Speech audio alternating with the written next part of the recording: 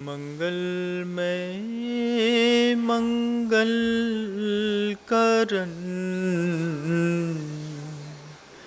वीतराग विज्ञान नमुताहि जाते भये अरिहंतादि महान जो विद्यादि सागर सुधी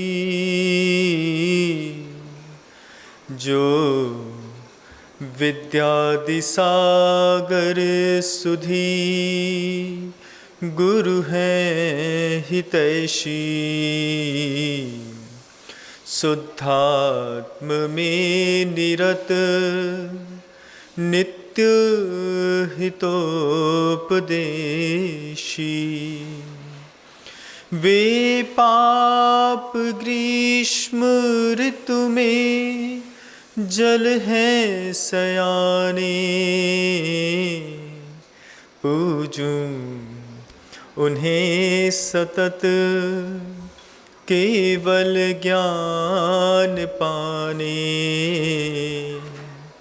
पूजूं उन्हें सतत केवल ज्ञान पाने। अहिंसा परमो धर्म की परम पूज्य आचार्य भगवंत गुरुदेव श्री विद्यासागर जी मुनि महाराज की समस्त मुनि संघ की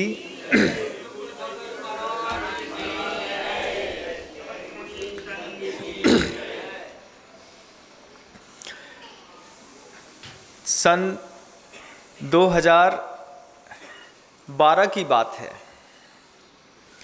पूज्य गुरुदेव के साथ पूरा का पूरा संघ चंदगिरी में चातुर्मास के उपरांत जगदलपुर की यात्रा पर निकला। जब हम लोग जगदलपुर जा रहे थे, चंदगिरी से जगदलपुर करीब 350 किलोमीटर पड़ता है।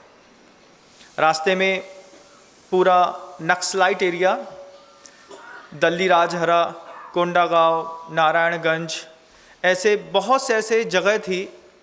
अबूझमाड़ का वो जंगल भी हम लोगों ने देखा, जिसको देखने के लिए सामान्य व्यक्ति तरसता है। हम लोगों को वहाँ से जाने का मौका मिला, पहली बार गए। तो साथ में जब प्रवास चल रहा था, प्रवास चलते समय साथ में पुलिस वाले भी चला करते थे। गुरुदेव के 12-15 पुलिस वाले थे। चूँकि नक्सलाइट एरिया है तो कहीं कोई विपत्ति ना आए, इसलिए पुलिस वाले साथ में चलते थे। और वे पुलिस वाले जब गुरुदेव के जस्ट बगल से चलते थे, गुरुदेव भी बार बार उनको देखते और कहते कि इतने सब की तो आवश्यकता नहीं थी। पुलिस वाले बार बार कहते, गुरुदेव आप पूरे संसार के संत हैं, साधु परमेष्ठी के रूप में विराजमान है, जगत में सबको आपकी चिंता होती है, सुरक्षा तो आवश्यक है। तो चलते चलते चूँकि बिहार 350 किलोमीटर का था, तो पुलिस वालों की गुरुदेव के प्रति आस्था के साथ साथ गुरुदेव भी उनको पहचानने लगे। आज ये चलते हैं, कल वो चलते हैं, परसों वो चलते हैं। प्रायः करके उन्हीं के आसपास ही गुरुदेव साथ में चलते थे। चलते चलते जब हम लोग अबूझमाड़ के जंगलों में प्रवेश कर गए और देखा कि रोड के दोनों तरफ बहुत बड़े बड़े पेड़ हैं और घने, और इतने घने पेड़ कि पूरी रोड को ऐसा ऊपर से जैसे किसी ने डोम लगा दिया हो, ऐसा पूरा कवर कर लेते हैं। उस अबूझमाड़ के जंगलों में जाते वक्त वे पुलिस वाले जो साथ में चल रहे थे, उसमें से एक पुलिस वाला जहां कहीं भी खाली जगह दिखती, अपने जेब से कुछ निकाल करके फेंकने लगता।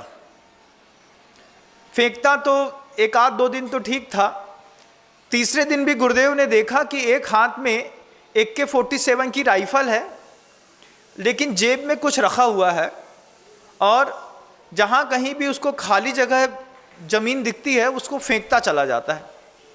गुरुदेव से नहीं रहा गया तो तीसरे दिन गुरुदेव ने पूछा कि आप तो पुलिस वाले हैं और आपके हाथ में ये बंदूक है, ये जेब से निकाल करके क्या फेंकते हैं?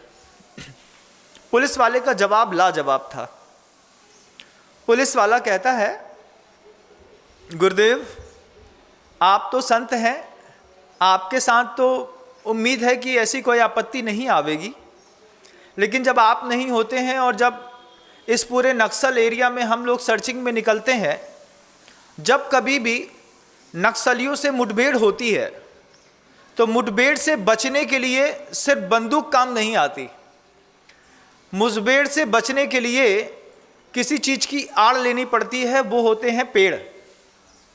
और ये जो पेड़ होते हैं, इस पेड़ की आड़ में आज हमने अपना जीवन बचा लिया।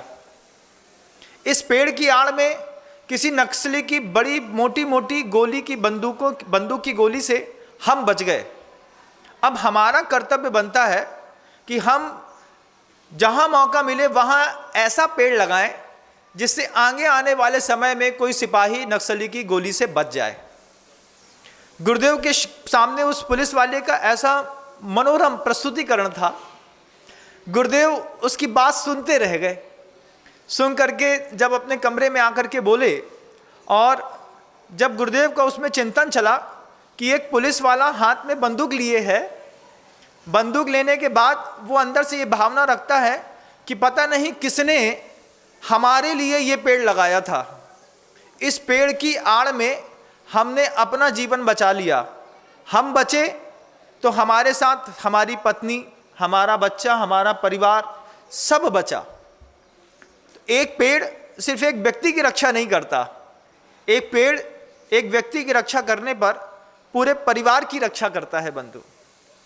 गुरुदेव का चिंतन बदला और चिंतन बदलने के बाद गुरुदेव कहते हैं, ये जितने भी अभूतपूर्व जिनालय इस सृष्टि पर विराजमान हैं, आप खजुराहो का मंदिर ही देखिएगा बंधु कभी आकर के।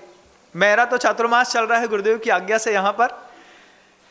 इन खजुराहो के मंदिरों को जब हम बारीकी से देखते हैं तो देखने पर ये अंदर से एहसास होता है कि ये खजुराहो के मंदिर आदमी के हाथ की करामात नहीं हो सकते। निश्चित आदमी का सहारा लेकर के किसी देवताओं ने यहाँ पर आकर के पाषाण को आकार दिया है। इतना बोलते हुए इतने जीवंत एक एक प्रतिमाएं, उन प्रतिमाओं पर ऐसी मनोहर नक्काशियाँ, और उस पूरे वैभव को देखने के बाद ऐसा लगता है कि ये किसी भी आदमी के हाथ की करामात नहीं है। गुरुदेव हम लोगों से कहते हैं कि देखो, किसी के पेड़ ने लगाए पेड़ ने किसी की रक्षा करी, ठीक ऐसे ही तो इतने सारे तीर्थ क्षेत्रों पर विशाल मंदिर बने हुए हैं। चाहे आप गिरनार जी चले जाएं, सम्मेत शिखर जी चले जाएं, आप खजुराहो आ जाएं, आप कुंडलपुर के बड़े बाबा के मनोहर 63 जिन मंदिरों का अनुभव करें, आप नैनागिरी चले जाएं, द्रोणगिरी चले जाएं, कहीं भी चले जाएं, जहां पर भी पपौरा जी जाकर के देखें, आप ललितपुर देखें, आप जबलपुर जाकर के देखें, आप बीना बारा जाकर के देखें, आप देवगढ़ जाकर के देखें, इन सारे जिन बिंबों को और जिनालयों को देख करके अंदर से ऐसा एहसास होता है कि पूर्वज विरासत में कितना कुछ छोड़ करके गए। इस विरासत का सहारा लेकर के हमने अपना पूरा परिवार बचाया। और गुरुदेव कहते हैं कि देखो, विरासत सिर्फ इतनी ही नहीं थी कि उन्होंने जिनालय छोड़े।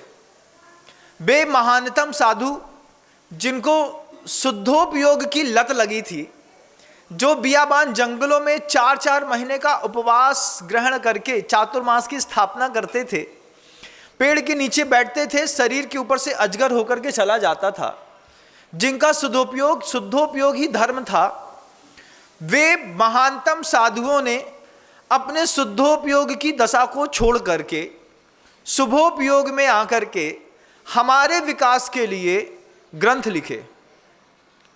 हमारे लिए उन्होंने द्वादशांग की रचना की, हमारे लिए उन्होंने देव शास्त्र और गुरु की निर्मल परंपरा चलाई। और ये ऐसे मोटे मोटे पेड़ हैं जिनकी आड़ में प्रत्येक गृहस्थ ने अपना जीवन बचाया बंधु, प्रत्येक गृहस्थ ने। आप बिना धार्मिक वातावरण का अपना परिवार देख लीजिएगा, कितना विरोध करते हैं साधु लोग आपकी हर एक विकृत मानसिकता का। आप पेस्टिसाइड का धंधा करते हैं, साधु मन से चिल्ला करके कहता है पेस्टिसाइड के धंधा करने वालों को आहार देने का अधिकार नहीं है। आप पटाखा बेचते हैं, पटाखा बेचने वालों के लिए भी साधु मंच से बोलते हैं इन पटाखा बेचने वालों को धर्म का क्षेत्र का अध्यक्ष बनने का, इन पटाखा बेचने वालों को चौका लगाने का कोई अधिकार नहीं है। आप जूता चप्पल का धंधा करते हैं, साधु मंच से चिल्लाते हैं इस बात को, जूता चप्पल बेचने वाले को साधु की वैयावृत्ति करने का कोई अधिकार नहीं है। आप सट्टा खिलाना शुरू किया, हमने मना कर दिया। आपने कुछ किया, जो भी अनीति आपने करी हमने उसको सरासर खारिज कर दिया। और ऐसा नहीं कि तुम्हारे कान में आकर के बोला बेटा भैया ये मत किया करो, ऐसा नहीं, मंच से विरोध किया, मन से विरोध किया। पटाखा फोड़ने वालों का, खेलने वालों का, बेचने वालों का मन से विरोध किया, पेस्टिसाइड का धंधा करने वालों का मंच से गुरुओं ने विरोध किया कि अगर आपके यहाँ किसी भी प्रकार का हिंसात्मक व्यापार होता है, जूता चप्पल बेचते हैं, कुछ और काम हिंसात्मक करते हैं, इनको शराब का धंधा करते हैं, शराब का ठेका लेते हैं, इनको किसी को भी साधु संगति का उपयोग करने का कोई अधिकार नहीं। उन लोगों के अंदर खलबली मची, उन लोगों के अंदर विरोध की भावना पैदा हुई।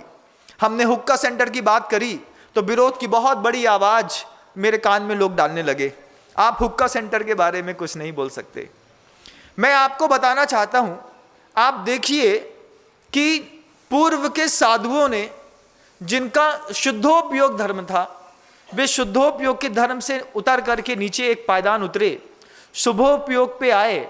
शुभोपयोग में आने के बाद उन्होंने ग्रंथ लिखा, ग्रंथ में गृहस्थ की मर्यादा लिखी, गृहस्थ के बारे में भी लिखा, साधुओं के बारे में भी लिखा।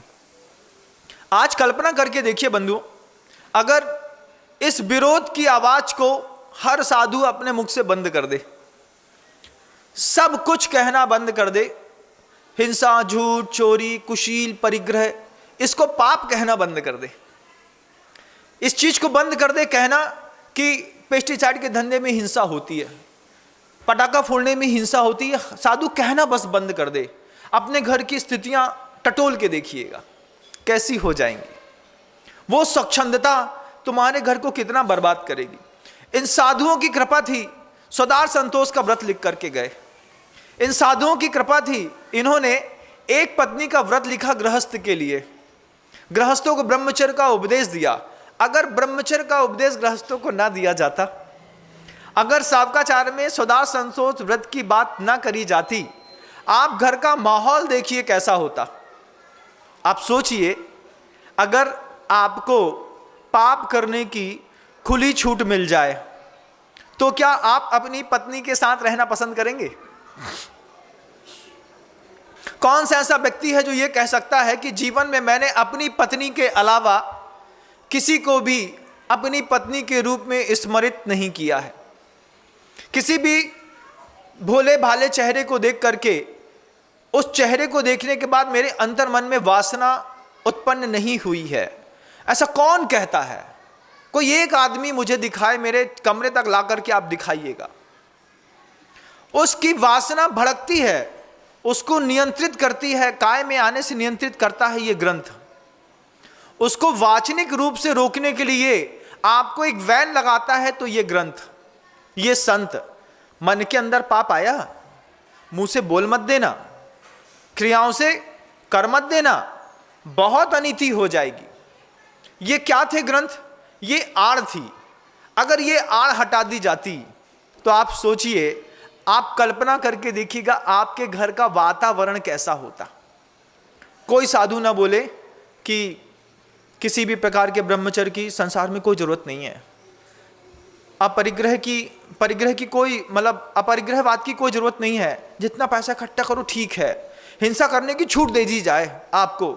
यहाँ तो साधु सिखाता पानी छान के पियो, तो तुम्हारे मन के अंदर दया होती है। पिसे हुए आटे में भी तुम जीव देख लेते हो, तुम अमर्यादित वस्तु का त्याग कर देते हो। ये मर्यादा तुम्हें ना सिखाई गई होती, कल्पना करो तुम कैसे होते।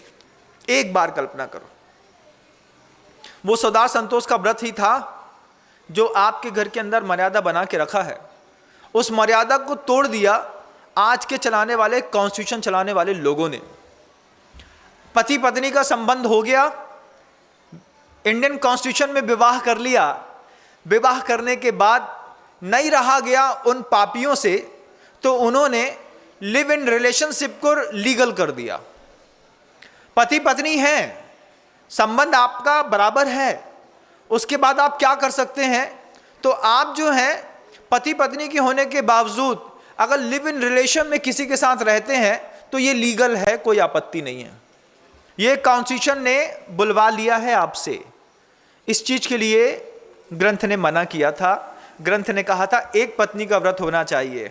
परिस्थितियां कहती हैं कि एक पत्नी से मेरा कुछ हो नहीं रहा है, लेकिन वो लीगल है, अनलीगल मेरी वासनाएं कहीं जाती हैं। लिव इन रिलेशनशिप जो है इंडियन कॉन्स्टिट्यूशन में लीगल कर दिया। आपके यहाँ पर जहाँ नपुंसक वेद के उदय के लिए ग्रंथकारों ने, आचार्यों ने कहा कि इस तरीके का व्याभिचार करने पर नपुंसक वेद का बंद होता है और अनीति और पाप होती है, उसको कॉन्स्टिट्यूशन ने, इंडियन कॉन्स्टिट्यूशन ने लीगल कर दिया। क्या? समलैंगिक संबंधों को कानूनी मान्यता दे दी गई। अगर आचार्यों ने ग्रंथ में ना लिखा होता, संतों ने उसको व्याख्यान न किया होता, एक बार अंतर्मन से टटोल के देखिए आपका परिवार कैसा होता। अगर आपके परिवार में मना कर दिया गया था हिंसा करना पाप नहीं है, अगर ऐसा बोल देते गुरुदेव या ग्रंथकार, तो जैन समाज की जितनी किराना दुकानें हैं इससे ज़्यादा शराब के ठेके होते। अगर आपको बता दिया गया होता, कह दिया गया था 5 पाप करने की छूट है, तो आप कभी भी दाल और मोठ का व्यापार नहीं करते, आप सबसे बड़े मीट एक्सपोर्टर बनते। अगर आपको बता दिया जाता कि हम पाप की कोई बात नहीं करेंगे, तो सबसे ज्यादा जुआ और सट्टा खिलाने वालों में आपके ही लोग दिखाई देते। अंदर से इच्छा होती है, आज भी दारू का ठेका ले लेते हैं क्योंकि 1 लाख रुपए एक दिन में कमाई होती है। आज भी इच्छा होती है अंदर से, किस बात की? अरे पटाखे का व्यवसाय करते हैं, 1 का सीधा 4 होता है। आज भी इच्छा होती मन के अंदर, 15 रुपए की पेस्टिसाइड की एक बोतल पड़ती है जिसमें 350 रुपए की कीमत लिखी होती है, लेकिन हम नहीं बेचते। इच्छा तो होती है, हम बेचते नहीं। क्यों नहीं बेचते? क्योंकि हमारे गुरुओं ने हमारे मुख में, जीवन में लगाम लगा के रखी है। उस लगाम का प्रभाव है अपने घर के अंदर सुख की रोटी खाते हो। ये लगाम निकाल दी जाए ग्रंथों से, फिर देखो जीवन कैसा होता है। फिर समझ में आएगा कितनी अनीति हो गई। महाराज, हमारी बच्ची किसी के साथ भाग गई, कोई बात नहीं, सब कुछ नॉर्मल होता है, चलता है संसार में। आप कल्पना करिए अनीति कितनी आसमान में होती। लेकिन उन संतों को सब पता था, सर्वज्ञ की वाणी में सब निकला, गुरुओं ने सब सुना, अपने मन में अवधारित किया। जिनकी मोक्ष जाने की सामर्थ्य थी, उन्होंने मोक्ष का लोभ छोड़ करके तुम्हारे लिए कलम उठाई, पत्ता उठाया, किसी भोजपत्र को उठाया। बियाबान जंगल में शेर जिनके पुण्य की, पुरुषार्थ की और पवित्रता की अनुमोदना करके उनके लिए चरणों के नीचे बैठा था, उन्होंने अपने शुद्धोपयोग को छोड़ करके तुम्हारे लिए ग्रंथ लिखे। उन ग्रंथों में देशनाएं लिखी, तुम्हारी मर्यादाएं आउटलाइन खींची, तुमको बताया कि तुम अपने परिवार को इस तरीके से चलाओगे तो खुश रहोगे। तुमने एक भी मर्यादा सुनने और पढ़ने की कोशिश तक नहीं करी। हल्के में लेकर के किताब को उठाया, 13 में, माँ की 13 में बांट दिया, लेकिन खोल करके कभी पढ़ा नहीं। बाप को जिंदगी भर गाली देते रहे और बाप के मरने पर शावकाचार लोगों को उठा करके बांट दिया, लेकिन कभी घर के अंदर स्वाध्याय नहीं किया। बंधु, हकीकत देखिएगा अपने घरों के अंदर आप। अगर मैं झूठ बोल रहा हूँ, अगर मैं गलत बोल रहा हूँ, तो आत्ममंथन करिए। मेरे उद्बोधन सिर्फ आत्ममंथन के लिए होते हैं, आत्म परिष्करण के लिए होते हैं, किसी को नीचा दिखाने के लिए नहीं होते। मैं बार बार कहता हूँ, आप एक बार चिंतन करके तो देखिएगा कि आपने कितना ज़्यादा पैसा ग्रंथों के छपवाने में दान दिया? कभी संकल्प किया? क्या आपका संकल्प कभी पूरा हुआ कि किसी ग्रंथ का मंगलाचरण के साथ शुरुआत की हो और अंतिम मंगलाचरण के साथ उसका निरंतर निर्विघ्न स्वाध्याय संपन्न कर लिया हो? जीवन में इतना पुण्य ही नहीं है अपना। संतों ने क्या नहीं किया? उन्होंने यहां पर गृहस्थों के कर्तव्य आचार्य कुंद कुंद भगवान ने लिखे। वे कुंद कुंद भगवान जो आज समर्थ संस्कृति के पुरोधा हैं, उन्होंने गृहस्थों के उपकार करने के लिए कुछ बात लिखी। उन्होंने कहा ग्रहण पंच कर्माणि, गृहस्थों के 5 कर्म हैं। क्या कर्म है? तो कहते हैं सोन्नतिर देव पूजनम, अपनी उन्नति करना, खुद को ऊंचा उठाना संसार में रह करके, ये भी गृहस्थ का एक धर्म है। फिर देव पूजा भी एक धर्म है। कहते हैं बंधु सहायम आतिथ्यम पूर्वेशाम कीर्ति रक्षणम। क्या है? स्व की उन्नति करना, अपना विकास करना, सेल्फ डेवलपमेंट। इसके बाद उन्होंने कहा देव पूजा, रिलीजन में जो आपको परंपरा से दिया गया है उसको आराध्य मान करके गुणों का स्तवन करके उनकी पूजन करना, ये कर्तव्य है गृहस्थ का। ग्रहण पंचकर्माणि। फिर क्या है?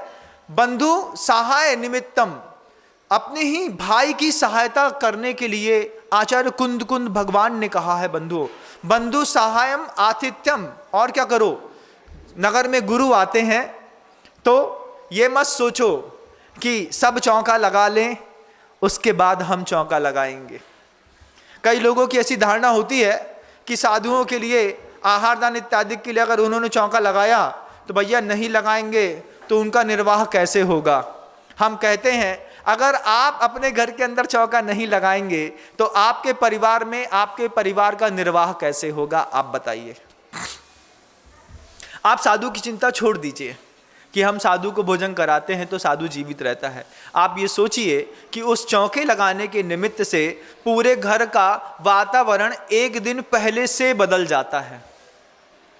कभी कल्पना करके देखिएगा, वे तो बहुत अभागे लोग हैं जिनकी तो धारणा ही नहीं है। कुछ लोगों ने ऐसी धारणा बना के रखी है पंचम काल में नहीं होते, आते हैं तो खिड़की बंद कर लेते हैं, दरवाजा बंद कर लेते हैं, चौके तक नहीं लगाते। कोई बात नहीं, हमको आवश्यकता भी नहीं है, लेकिन आपको उस आतिथ्यम धर्म की आवश्यकता थी। एक दिन पहले से जैसे मौसम बनने लगता है बारिश का, चौके लगाने से एक दिन पहले विशुद्धि बढ़ने लगती है। एक दिन पहले से मन के अंदर वो भाव पैदा होने लगता है, भैया महाराज जी आए हैं, तो पूरी चेतना एक साथ काम करती है। क्या खाते हैं, कैसा खाते हैं, क्या लेते हैं, क्या लेना देना उनके योग्य है। एक दिन पहले से व्यवस्था बन गई, भैया महाराज हरी का त्याग है, थोड़ी मटर के दाने दे दो, राजमा दे दो, काबुली चना दे दो, मूंग मूठ दे दो, जाकर के घर में तुम खाते नहीं, तुम लेकर के आए। ये धर्म ध्यान शुरू हो गया।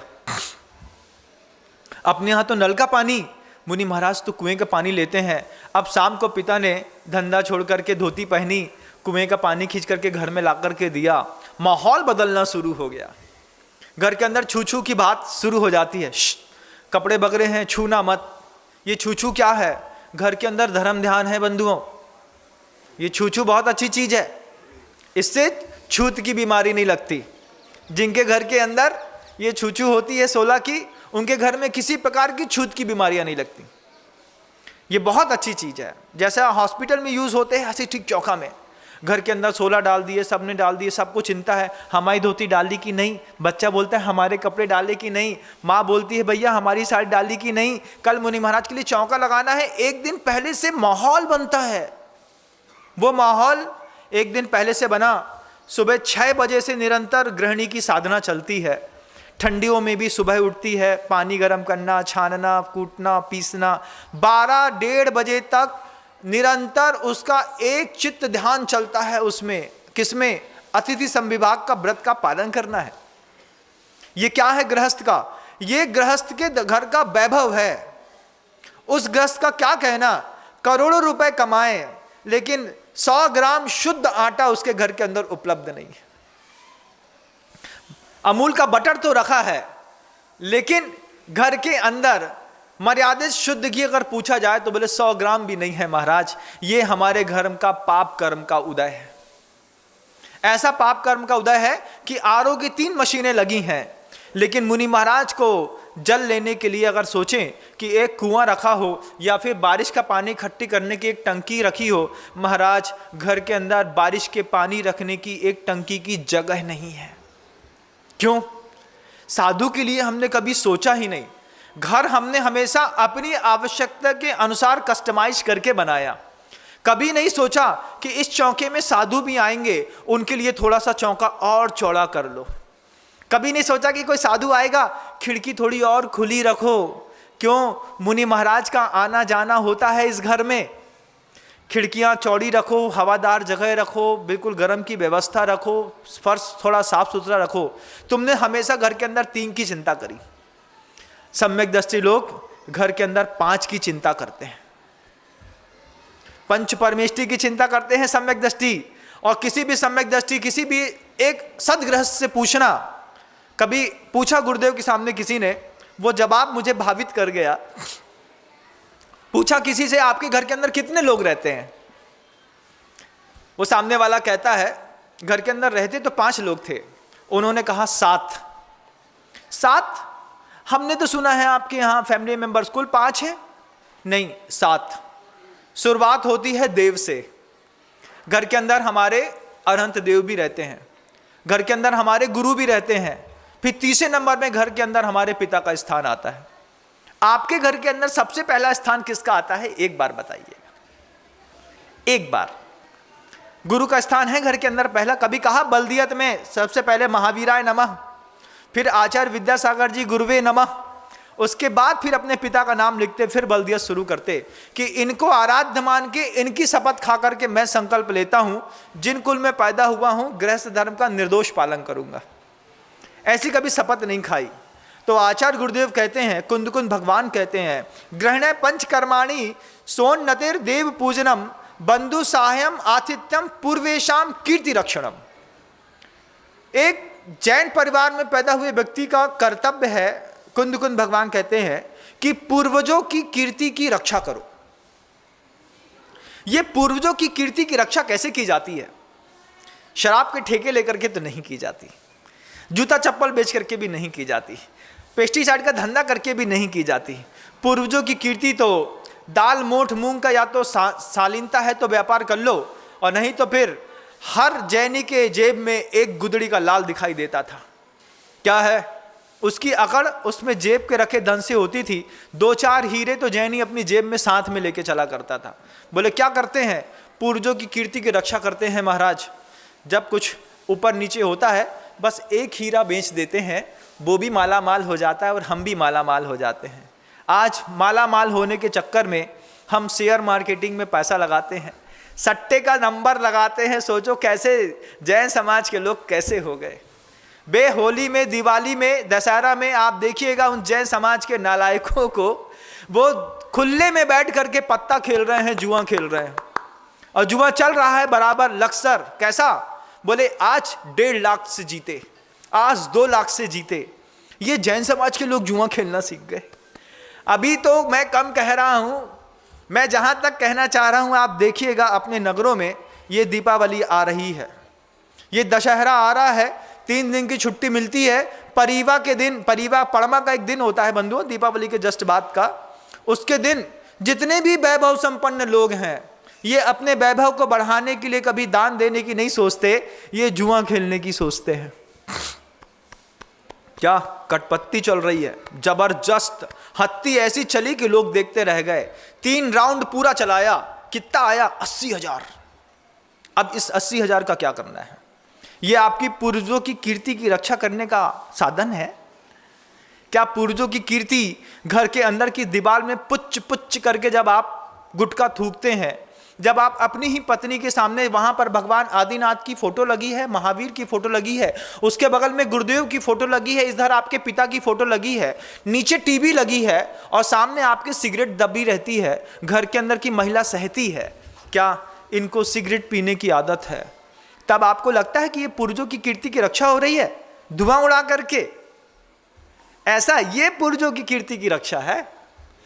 कहाँ क्या कहा यहाँ पर, ग्रहण पंच कर्माणि, 5 कर्म थे उसके। देव भगवान की पूजा करता, सुबह सुबह अपने बच्चे को उठा करके बोलता, बेटा उठ, जैन कुल के पैदा हुए लोग हैं, भगवान की पूजा करने चलना है। सैटरडे संडे की छुट्टी है, पिता का कर्तव्य था फ्राइडे के दिन शाम को अपने बच्चे को समझा देता कान में, कल सैटरडे है तुम्हारी छुट्टी है, परसों संडे की छुट्टी है, 2 दिन पहले अभिषेक होगा, शांति धारा करोगे, उसके बाद अपन दोनों मिलकर के यहाँ पे आकर के नाश्ता करेंगे, भोजन करेंगे, पूजन करना है वहाँ पे। लेकिन सैटरडे के दिन माता पिता का लोभ बेचारे का क्या, अरे 5 दिन तो इतनी मेहनत करी, आज हमारा बच्चा सो रहा है, सो बेटा, एसी थोड़ा सा और 18 पे डाल दो, बच्चा आराम से सोता है। इसका नाम हमने वैभव समझ लिया। ये देव पूजा की अपनी एक स्टाइल हो गई है बंधुओं। क्या आपके घर में ऐसा नहीं होता? होता है महाराज। जब आपके यहाँ रीड एंड चीफ का कोई जूता पहन करके आपका बच्चा अपने आप को स्मार्ट समझता है, कौन माता पिता अपने बच्चे से कहता है कि बेटा चमड़े की जूता मत पहना करो, इससे हिंसा होती है, ये इससे अपने पूर्वजों की कीर्ति कलंकित होती है। हर जैनी का जूता आज भी देखा जाता है। इस बात को आप गौर करें या ना करें, लेकिन रोड में चलता हुआ कोई भी हिंसक समाज का व्यक्ति सबसे पहले आपका जूता देखता है कि कपड़े का पहना है कि चमड़े का पहना है। आपकी इज्जत आज भी उससे देखी जाती है। घर के अंदर एक बार चमड़े की चप्पल क्या हम ले आए, कितने चांटे पड़े थे, आज भी हमको याद है। ये नवाब हैं, ऐसा बोल रहा था, ये नवाब हैं, ये चमड़े की चप्पल पहनेंगे। इनको पता नहीं है कि जैन समाज के घर के अंदर चमड़े की चप्पल नहीं पहनी जाती है। सुबह से लेकर शाम तक वो चप्पल दुकान के बाहर रखी रही, शाम होते होते पिताजी से सहा नहीं गया, उसने उठा करके पल्लेदार को दान में दे दी, बोले ले जाओ, ये हमारे घर के लड़के लेके आए हैं, नालायक पैदा हो गए। हम सुनते रहे, इतनी अच्छी दिखती है, क्या आपत्ति है। बाद में समझ में आया, अच्छा हुआ उस दिन पिताजी ने नालायक कह दिया, इस नालायक ने दोबारा कभी चमड़ा नहीं खरीदा। लेकिन आपके घर के बच्चे कितने लायक हैं, खूब पैसा कमाते हैं। पैसा कमाने के बाद, अरे मम्मा ये हाफ शूज ऊपर तक का, कितना, चमड़े का, रेड एंड चीफ का, 12,000 रुपए का लेकर के आ गए, और मम्मा देख रही है बहुत अच्छे से, कोई प्रॉब्लम नहीं है, हमारा बच्चा है महाराज, अब क्या करें, पढ़ना पड़ता है तो सब होता है, समाज सोसाइटी में रहना है ना, सोसाइटी में रहना तो सब करना पड़ता है। लेकिन वो सोसाइटी छोड़ करके सोचो, विन गुरुओं ने, कुंद भगवान ने अपनी शुद्धोपयोग की सोसाइटी छोड़ी होगी, शुभोपयोग की सोसाइटी में आकर के तुम्हारे लिए अपनी चेतना से झंकृत होकर के शब्द लिख करके गए कि पूर्वजों के कीर्ति की रक्षा करना, साधुओं को आहार दान देना, फिर उसके बाद क्या करना, अपने ही भाई की सहायता करना। घर के अंदर सामूहिक परिवार में रहने की कलव एकता बलम का ये सूत्र गुरुदेव कितनी बार, आप गुरुदेव की कभी पूरी मैत्री का सिंबल देखिएगा, उस सिंबल में गुरुदेव की ऐसे मुट्ठी का एक मोनो दिखाई देता है, जो ये कहते हैं कि पंचम काल में कलऊ एकता बलम, घर के अंदर बंटवारे के लिए नए नए तरीके के फसाद और भावनाएं रोज उत्पन्न की जाती हैं। इस माहौल पे गुरुदेव कहते हैं कि अगर साथ में रहना है तो एकता बलम, मजबूती, संगठन ही आज की जिंदगी की जान है। लेकिन आपको लगता है डिवाइड एंड रूल, हमको अपने पति के साथ आराम से रहना है, हम क्या करें, ये बड़े भैया बहुत प्राण खाते हैं, अब इनको परसो, इनके लिए खाना बनाओ, इनके पैर पूजो, इनके सामने पर्दा करो, इनके सामने ऐसा करो, इनके सामने धीमे बोलो, कितना सहना पड़ता है, तो कान भर दो, इससे अच्छा है अपने पति का, हमको नहीं रहना, जेठ जी परेशान करते हैं, हम नहीं निभा सकते। अब क्या करें, अब वो शुरू हो गए धीरे के अंदर तू तू मैं, तू तू मैं, तू तू मैं, और जहाँ पूरे घर के पूरे खर्चे में सिर्फ 2 रोटी फेंकी जाती थी, अब हर पार्टीशन होने के बाद हर चौके से 2-2 रोटी फेंकी जाती है। वही काम करने वाली बाई पूरे घर का बर्तन मांजती थी, कुल 800 रुपये 1000 रुपये लेती थी, अब प्रत्येक व्यक्ति से 800-800 रुपये लेकर के 2400, 2600, 3000 रुपये लेती है। ये घाटा किसी को दिखाई नहीं देता। क्या दिखाई नहीं देता? अरे हमारा घर टूटने के बाद और बर्बाद हो गया। एकता बलम दिमाग में अब काम नहीं करता। यहां पर गुरुदेव कुंद भगवान ने लिखा कि बंधु सहाय, धार्मिक क्षेत्रों में दान बाद में देना, पहले अपने घर के भाई को संभालो। अभी परसों की ही बात है, आए इस खजुराहो के में भी उनका एक ट्रस्टीशिप है, प्रेमचंद जी प्रेमी जैन, सतना निवासी हैं, हमारे पास बैठे थे, आए थे, हमसे क्या बात कहते हैं, वो बात अंदर तक दिल में उतर गई। कितनी सुंदर और पवित्रतम बात थी बंधुओं। उन्होंने कहा, हम 5 भाई हैं महाराज, 5 के 5 भाई का सामूहिक कार्यक्रम चलता है, पूरे का बिजनेस एक है, सब अलग अलग जगहों पर रहते हैं, एक रायपुर पे रहता है, एक बिलासपुर पे रहता है, हम कटनी में रहते हैं, एक 2 सतना में रहते हैं, सब अलग अलग रहते हैं और बहुत अच्छे से जीवन जीते हैं।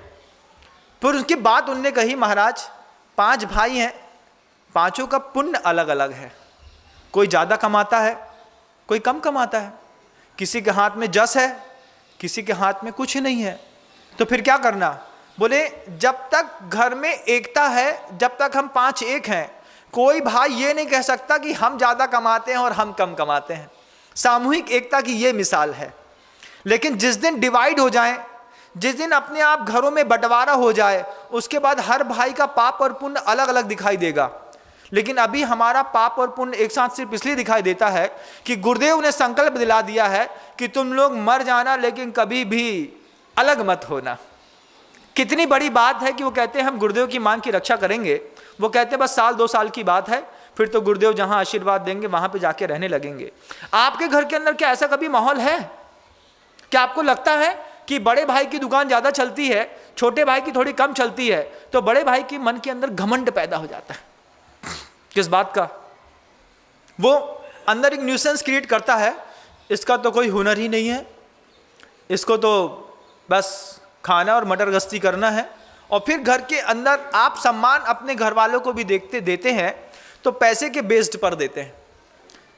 उसकी पान की दुकान है तो हम उससे दुत्कार के बात करेंगे, उसकी दुकान में माल नहीं बिकता है, उसके पास पैसा नहीं है, उसकी साड़ी में कभी सोचा नहीं कि हमारी और उसमें कोई अंतर नहीं है। जब बड़े भाई का कर्तव्य था अपनी पत्नी के लिए साड़ी लेकर के आए तो एक बहू के लिए भी ले आते, 2 दे दो, बहू भी तो है, उसके लिए कौन लाएगा? लेकिन लाएगा उसका, हम क्यों लाके दें? इस अहंकार ने प्रत्येक घर को बर्बाद कर दिया, प्रत्येक घर बर्बाद हो गया। बड़े की एक अपनी जवाबदारी थी, वो जवाबदारी से आदमी स्खलित होता चला गया। क्यों? क्योंकि कुंदकुंद भगवान ने जब ये सूत्र कहा था यहाँ पर कि बंधु सहाय, अपने भाई की सहायता करना, लेकिन हमारे मन के अंदर, घर के अंदर परेशान होने वाली चीज पैदा हो गई। चेतना को घर के अंदर आज की वर्तमान परिस्थितियों में शारीरिक रूप से कोई कष्ट नहीं है। आप अपने घर के अंदर देख लीजिएगा, आप सोना चाहते हैं 7:30 बजे आप घर के अंदर आके सो सकते हैं। आपको भोजन चाहिए, आपने 1 आवाज लगाई, आपकी थाली में गरम रोटी मिल जाएगी। आपको घूमने जाना है, आपको जेब में पैसा मिल जाएगा। आपको कोई सामान खरीदना है, कभी आपके घर के अंदर अब टोका टाकी का खेल खत्म हो गया है, लेकिन चेतना फिर भी सारी सुविधा होने के बावजूद घर के अंदर अत्यधिक कष्ट पे जी रही है। चेतना में अब कष्ट किस बात का है कि घर के अंदर एक एक करके लाश उठती हैं। आप समझते हैं कि आपके घर को घर में रहने वाले लोग संभालते हैं, और गुरुदेव कहते हैं कि घर को घर में रहने वाले लोग नहीं संभालते, घर के रहने वाले लोगों के बीच में स्नेह और वात्सल्य संभालता है। तो आपके घर के अंदर सुविधा तो सब है, AC, fridge, TV, cooler, laptop, गाड़ी, बाइक, रॉयल एनफील्ड, एक अच्छी कार, क्रेटा, दुनिया भर का चीज, बंगला, बैंक बैलेंस, सब है, सब, किसी चीज की कमी नहीं है। अब घर के अंदर लाश किस चीज की उठती है? लाश उठती है सहयोग भाव की। सहयोग तुम्हें जैसो दिखाए सो कर लो, हम नहीं कर रहे। जब बड़ा बोलता है ऐसा करना है और छोटा भाई या बच्चा या कोई भतीजा कह कर के निकल जाए, तुम्हें जो दिखाए सो करो, हमसे मत पूछो। सहयोग भाव की लाश उठ गई, धीरे से अहोभाव की लाश उठ गई। क्या? घर के अंदर का बड़ा पिता कितना करते करते मर जाए, बच्चा धीरे से क्या बोलता है? हमारे लिए किया ही क्या है, और किया है तो क्या एहसान कर रहे हैं हमारे ऊपर? पैदा किया था तो पालना कर्तव्य है। ये भाषा, सुविधा तो सब है बंधुओं, लेकिन घर के अंदर रहने का चेतना में बिल्कुल भी मन नहीं। आज उनसे पूछो घर के अंदर रहते हो, वो कहते नहीं महाराज, घर के अंदर रहते नहीं, घर के अंदर रहना पड़ता है। ये पड़ता शब्द क्यों पड़ा? पड़ते का सौदा तो दुकान में अच्छा लगता, ये लेकिन घर के अंदर स्थिति बनी है, रहना पड़ता है महाराज। क्यों रहना पड़ता है भाई? घर के अंदर सुविधा तो सब है, लेकिन सम्मान नाम की कोई चीज नहीं है। जिसके सहारे हम जीते थे, बच्चे ने उतार करके फेंक दी। कैसे फेंक दी? एक दिन हमने बच्चे से सिर्फ छोटा सा कहा कि तुम्हारे जेब में ये पान पराग का गुटखा कैसे आया? इतने में बच्चे ने हमको 4-5 बड़ी बड़ी गालियां दे दी। अंदर बहुत पीड़ा हुई, बहुत दुख हुआ, लेकिन रो नहीं पाए महाराज।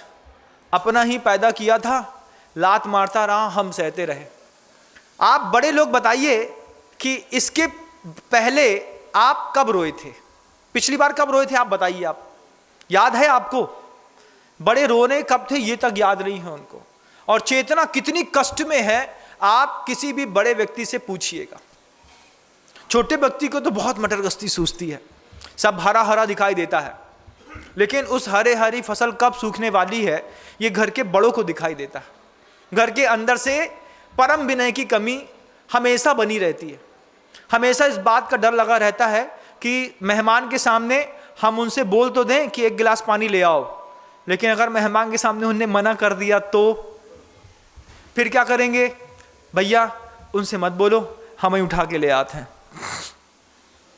सहयोग उठ गया, अहोभाव उठ गया, सुख का भाव घर के अंदर से उठ गया। इनकी हमने लाश अपने हाथ से उठा दी। आनंद का भाव उठ गया कि हम अपने पिता को देख करके इस बात के लिए आनंदित होते थे कि ये मेरे आदर्श हैं, इनके माध्यम से मेरा विकास हो रहा है। ये उठ गया। अब क्या रहा? क्या बचा है घर के अंदर? आप सोचिए, सिवाय अवसाद के, पीड़ा के और पतन के और चिंता के। इनने धीरे धीरे अधिकार बनाना शुरू कर दिया। अब 24 घंटे संपन्न परिवारों में चिंता रहती है, बस हो गया। बच्ची बाहर पढ़ रही है, चिंता होती महाराज, आज सुना पड़ोसी की बच्ची के साथ ऐसा हो गया, हमारी अभी भी बाहर पढ़ रही है। चिंता होती है, इलाज कुछ नहीं। ईर्ष्या इतनी ज्यादा बढ़ गई है 2 आपस में रहने वाली महिलाओं के बीच में कि अब ईर्ष्या ने पूरे घर का खेल बिगाड़ के रख दिया। 5 मिनट पति घर के अंदर शांति से भोजन नहीं कर सकता, उतने 5 मिनट में उसके कान में इतना विष उगला जाता है। बड़ी दीदी ऐसा कह रही थी, बड़े भाई साहब ऐसा कह रहे थे, मम्मी ने ऐसा कह दिया, ये ऐसा कर रहे हैं। 5 मिनट मात्र उसको शांति से भोजन कर लेने दो। उसको बताओ कि घर आज बहुत अच्छा था, शांति से आप भोजन कर लो, कोई दिक्कत नहीं। और भोजन करने के बाद 3 घंटे का संकल्प ले लो कि जब तक इस भोजन का रस हमारे पति की देह में समा ना जाएगा, तब तक पति को कोई भी गलत बात नहीं कहेंगे। लेकिन शुरुआत से ही किचकिच पिच पिच के साथ जीवन चलता है। मैं गलत कह रहा हूं? ऐसा ही होता है महाराज।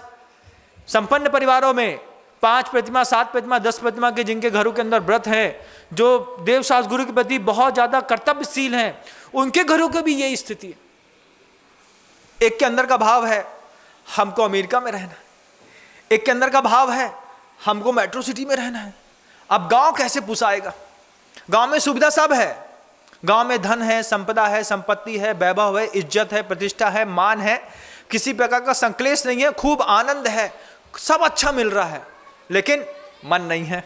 हम पढ़े लिखे, हमको थोड़ा सा बड़ा मिलता, पर्सनल लाइफ मिलती, इससे क्या चला गया?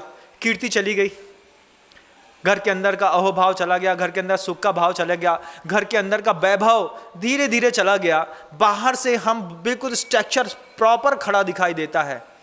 फलाने सेठ का मकान है भैया, अच्छा चमचमा रहा है दीपावली में। घर के अंदर दिवाली मनाने के लिए दिया जलाने का एक भी आदमी तैयार नहीं है,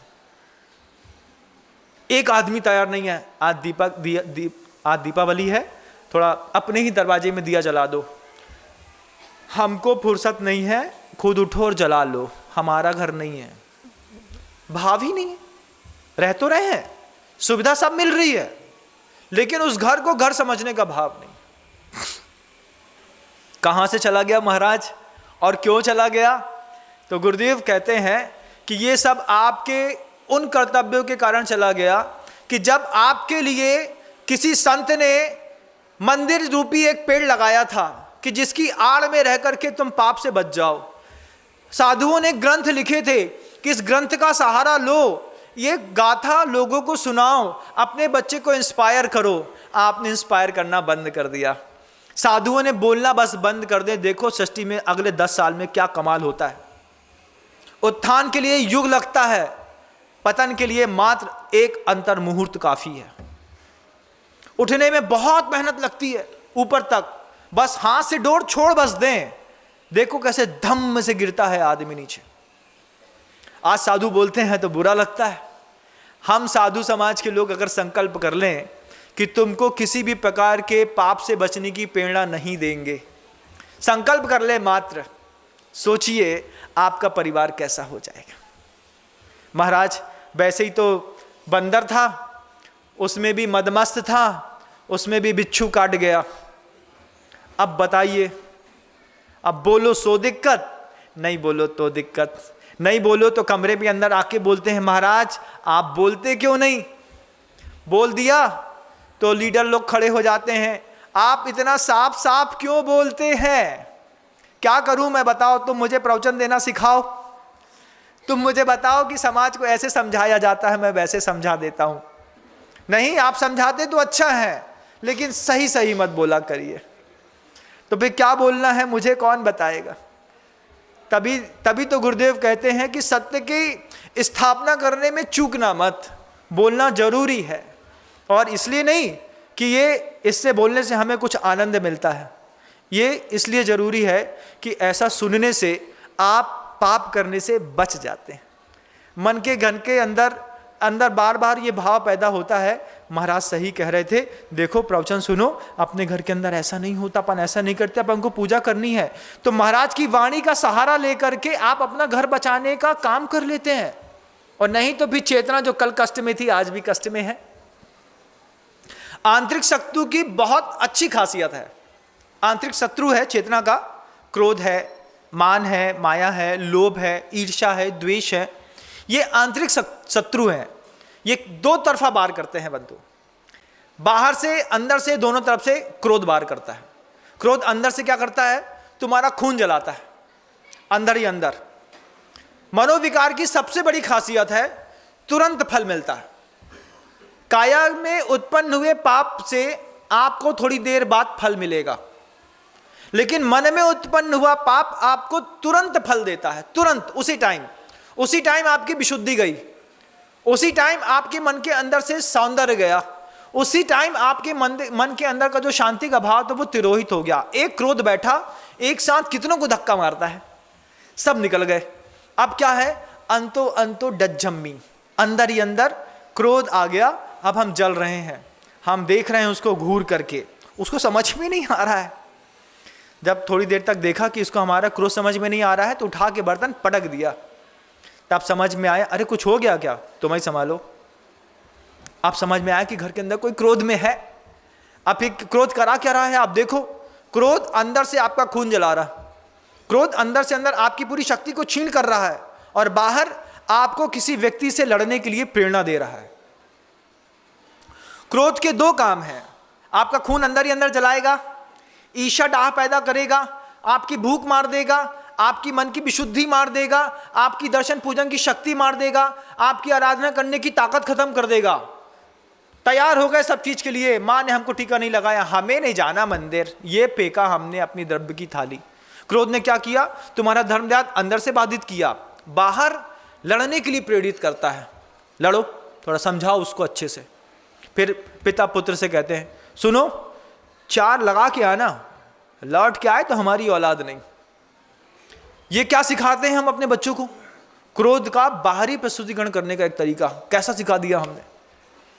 ये मान पैदा हो जाए घर के अंदर, माया पैदा हो जाए घर के अंदर, माया अंदर ही अंदर बटोरने के लिए प्रेरणा करती है, देती है, और दूसरे को नीचा दिखाने के लिए।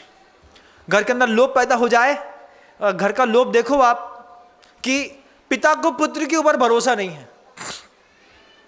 पिता को क्या लगता है कि बच्चा दुकान में बैठता है तो अपना हाथ मारता है, बच्चा हाथ मार रहा है, सोचो, अरे उसी के हाथ में सब सॉफ्ट करके तो जाना है। तुम्हारे तो कब्र में लटके दिन आ गए हैं, 65, 70, 80 के हो गए, अब क्या है, बोले टटिया आज बंधी की कल बंधी, बंधने वाली तो है, ऐसा तो नहीं कि तुम अमरबेल की बूटी खा करके आए हो। लेकिन उस पिता के मन के अंदर लोभ बैठा है, 75-70 साल की उम्र में उसके दिमाग में ये भूसा भरा है कि बच्चा अपना हाथ बनाता है।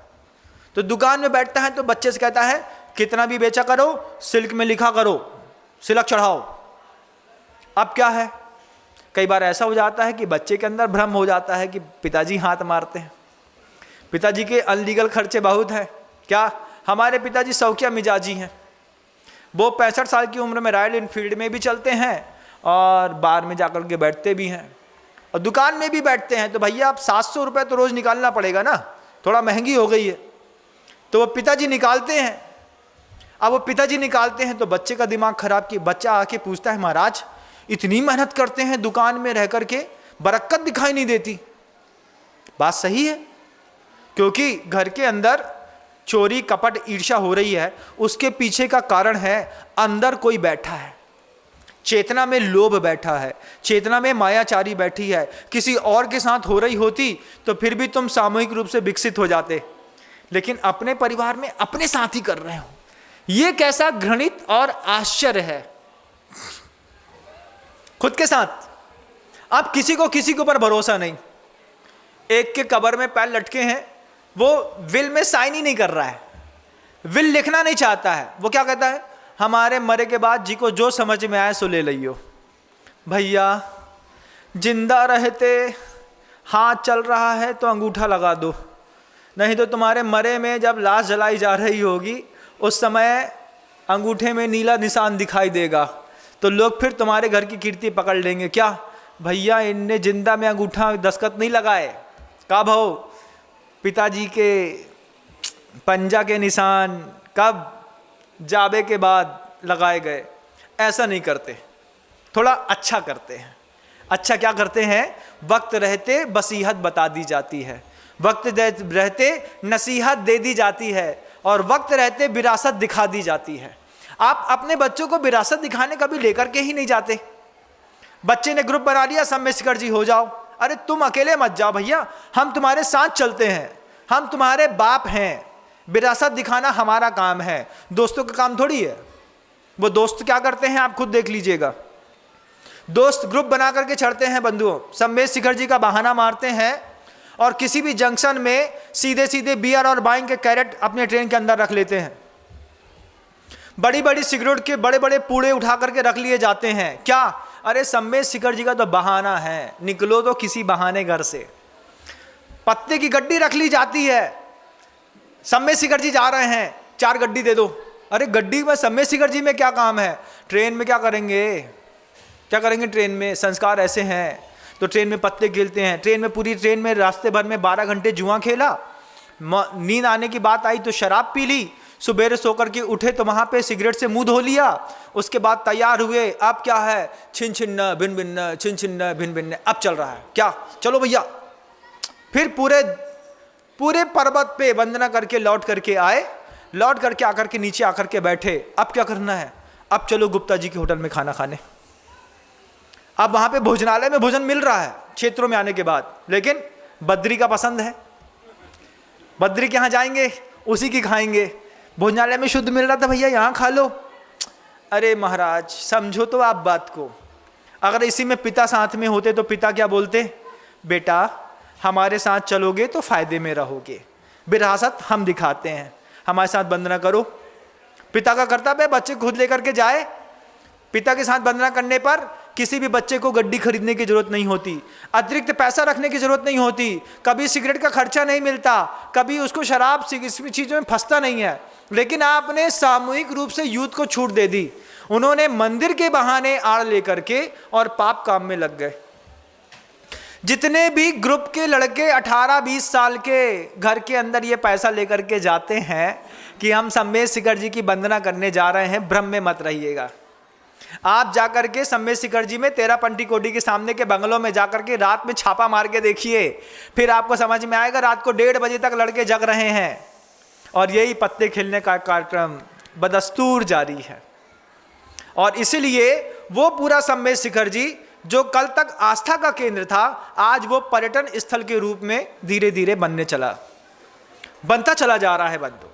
ये क्या था? तो वो कुंद स्वामी जब इस धरती को छोड़ के चले गए, ऊपर से आज देखते होंगे कि इनके लिए मैंने शुद्धोपयोग छोड़ा, शुभोपयोग में आया, इसके लिए मैंने कलम उठाई। वो शेर मेरे पैर के पास बैठा था, बार बार मुझे देख रहा था, मैंने उस शेर की तरफ ध्यान नहीं दिया, इस नरसिंह की तरफ ध्यान दिया कि आने वाली संतानें इस सूत्र को पढ़ेंगी और अपने घर की रक्षा करेंगी। वो सूत्र सामने दिखा, गृहण पंचकर्माणि सोन्नतिर देव पूजनम बंधु सहाय आतिथ्यम पूर्वेशाम कीर्ति रक्षणम। इसके लिए कुंद भगवान शुद्धोपयोग छोड़ के गए और आज हमारे हाथ में शुद्धोपयोग, शुभोपयोग, मंदिर जाने की, कीर्ति की रक्षा करने की, साधुओं को आहार दान देने की ऐसी कोई भावना ही नहीं है। गिने चुने लोग बचे हैं। कितना बचे हैं महाराज? बस उतने ही बचे हैं जितने बचने चाहिए, जिनके अंदर आज भी जो ओल्ड एज के लोग हैं, घर के अंदर थोड़ा बहुत टिमटिमाता हुआ दिया शुद्ध घी का आज भी उनके यहाँ जल रहा है। बाकी के सबके लोग तो मिट्टी के तेल के दिए वाले हो गए।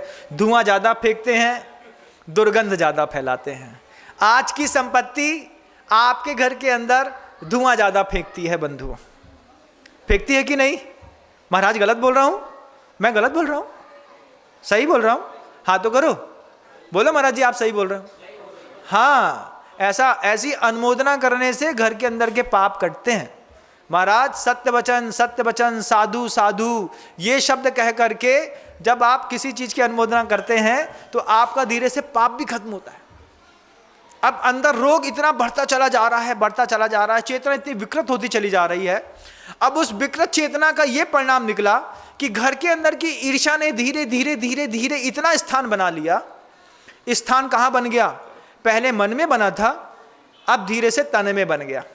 महाराज माता जी के दोनों घुटने बिल्कुल खराब हो गए, आर्थोराइटिस का प्रॉब्लम हो गया है। माता जी का होता तो ठीक था, 20 साल की बच्ची को हो गया। 20 साल की बच्ची को आर्थोराइटिस है, उंगली टेढ़ी हो रही है, पैर की उंगली टेढ़ी हो रही है, काम नहीं कर रहा है। उससे पूछा गया कि इसके पीछे का कारण क्या है? महाराज जेनेटिक है, हमारे घर में 8-10 लोगों को ऐसे ही है। जेनेटिक नहीं है, आपके घर के अंदर जेनेटिक टेंशन लेने की प्रॉब्लम है। आपके पिताजी भी टेंशन लेते थे, वो टेंशन आपके पिताजी ने धीरे से आपके बच्चे के ऊपर ट्रांसफर कर दी। बच्चा टेंशन लेने लगा, अब वो बच्चे और पिताजी को टेंशन के देख करके नाती के अंदर टेंशन आने लगी। तो बच्चा समझदार निकला, बच्चे ने कहा बेटा तुम तो प्रतिभा स्थली जाओ, अपने घर का ये सब चलता रहेगा। तो बेटी को धीरे से बाहर निकाला कि इस बेटी में हमारे परिवार के दुर्गुण ना आ जाएं। संपन्न परिवार की बेटियां जबलपुर की प्रतिभा स्थली में, रामटेक की प्रतिभा स्थली में शिक्षा ग्रहण कर रही, पैसा खूब है, घर के अंदर पढ़ाते हो। महाराज पढ़ा तो बहुत अच्छे से सकते हैं, लेकिन माहौल घर का खराब है, बाहर का तो बात की बात है। पैसा ले लो, बहनों के हाथ में छोड़ दिया। बहनें संभालती हैं बहुत अच्छे से, माँ से ज़्यादा प्यार करती हैं वो प्रतिभा स्थली की बहन, माँ से ज़्यादा। माँ रात में एक बार धक्का मार देगी, लेकिन एक बार किसी बच्ची ने रात में 2 बजे भी कहा कि दीदी सिर दर्द कर रहा है, तो दीदी अपनी रात में 2 बजे नींद छोड़ करके उस बच्ची का माथा दबाती हैं। कभी बच्चियों से पूछना बेटा ऐसा होता है कि नहीं, तब वो बच्चियाँ बताएंगी। इतना स्नेह और वात्सल्य कहीं नहीं मिलता। परिवार कभी भी व्यक्ति से नहीं चलता बंधुओं, स्नेह और वात्सल्य से चलता है। हम इससे सूख गए, ऊपर उठ गए, अब हमें स्नेह और वात्सल्य की कोई जरूरत नहीं है। हमारे पास बाप बड़ा ना भैया, सबसे बड़ा रुपया, सबसे बड़ा बस पैसा चाहिए, किसी भी तरीके से आता हो, हेतु कोई भी बिनते हो, घर के अंदर संपत्ति आनी चाहिए। देव की पूजा महाराज पिछली बार पर्युषण में की थी। अब वो जब आपका चातुर्मास हुआ था ना विदिशा में, तो पर्युषण में 10 दिन आए थे, उसके बाद से मंदिर ही नहीं गए। उसके बाद सीधे अभी मंदिर अभी आए तीर्थ क्षेत्र में दर्शन करने, बोले 10 दिन के पुण्य कर लेंगे, 355 दिन आराम से निकल जाएगा। ऐसी मानसिकता इस संसार में रहने वाले लोगों की हो गई।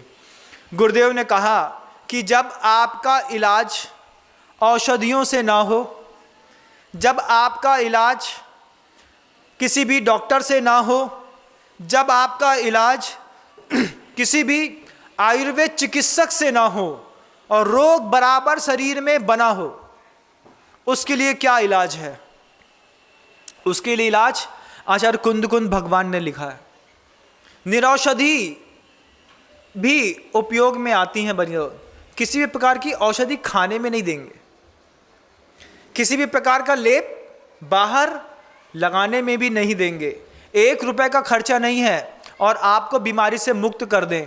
ऐसा कोई साधन भी है महाराज? हाँ, ऐसा साधन भी है। ऐसा साधन भी है कि एक भी औषधि नहीं खानी पड़ेगी, किसी भी प्रकार के डॉक्टर के पास नहीं जाना पड़ेगा। सबसे परम चिकित्सक जो हैं, महावैद्य जो हैं सृष्टि के, परम भट्टारक अनंत देव, उन्होंने अपनी देशना में कहा कि अगर आप रोग मुक्त नहीं हो पा रहे हैं, 1000 लाखों दवाइयाँ खाने के बावजूद, पीठ का, पेट का, सिर का दर्द नहीं जा रहा है, आपको लाख खाने के बावजूद आपके कब्ज की शिकायत ठीक नहीं हो पा रही है, आपके सारे उपक्रम करने के बाद आपका कैंसर, टीबी ठीक नहीं हो पा रहा है, आप क्या करिए? कुछ सूत्र दिए, 7 साधन बताए। आपका समय होने को आया, आप कभी आगम ग्रंथों में टटोलिएगा, मैं 7 साधन के नाम बता देता हूं। सबसे पहला एक साधन बताया, बिना औषधि के रोग ठीक करने का उपाय गुरुदेव कहते हैं अनशन स्वीकार करो, उपवास। यह भी एक चिकित्सा है, इसमें कुछ खाना नहीं पड़ता, बस किसी चीज को थोड़ा विराम दे देना पड़ता है।